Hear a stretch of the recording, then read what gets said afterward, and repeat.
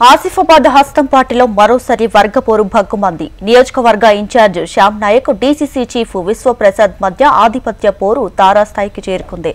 DCC chief Vishwaprasad వర్గంపై పోలీసులకు ఫిర్యాదు చేశారు శ్యామ్ నాయక్. దీంతో విశ్వప్రసాద్ సహా మరో నలుగురిపై అట్రాసిటీ కేసు నమోదు చేశారు పోలీసులు.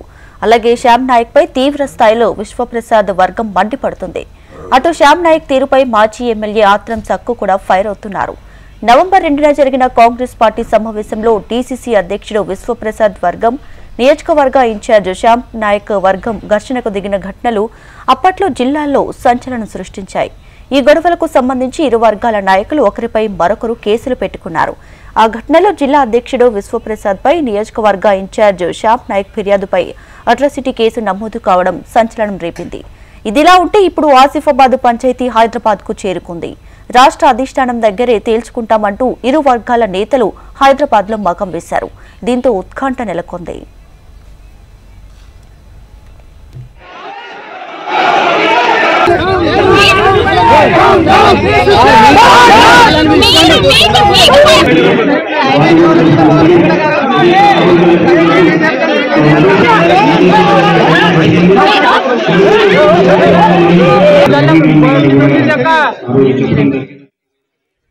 రైట్గా ఆసిఫాబాద్ హస్తంపట్టిలో మరోసారి వర్గపోరు భగ్గుమంది. నియోజకవర్గ incharge Shyam Naik, DCC chief Vishwaprasad మధ్య ఆధిపత్య పోరు తారాస్థాయికి చేరుకుంది. ఇక పూర్తి డీటెయిల్స్ మా ప్రతినిధి గోపాలకృష్ణ అందిస్తారు. గోపాలకృష్ణ,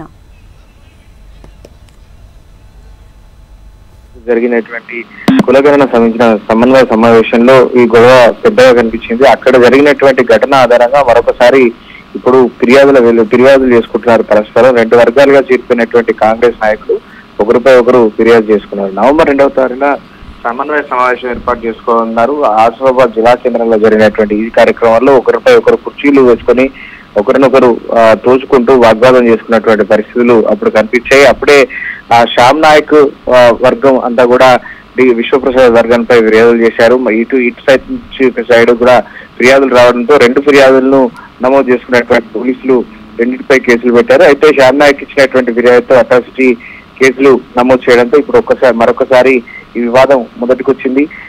ఈ రెండు వర్గాలు కూడా ఈ రోజు హైదరాబాద్ లోని అధిష్టాన పెద్దలను కలిసేందుకు వెళ్ళారు. అధిష్టాన పెద్దలను కలిసిన తర్వాత నిర్ణయం తీసుకుంటామని చెప్తున్నారు. డీసీసీని వెంటనే మార్చాలని శ్యామ్ నాయక్ వర్గం, అలాగే శ్యామ్ నాయక్ ఇటీవల పార్టీలోకి వచ్చి గందరగోళం సృష్టిస్తున్నారు అనేది డీసీసీ వర్గం ఆరోపిస్తోంది. మరి అధిష్టానం దగ్గర వీళ్ళు ఏం చెప్తారు, అధిష్టానం ఏం నిర్ణయం తీసుకుంటున్నారో చూడాలి.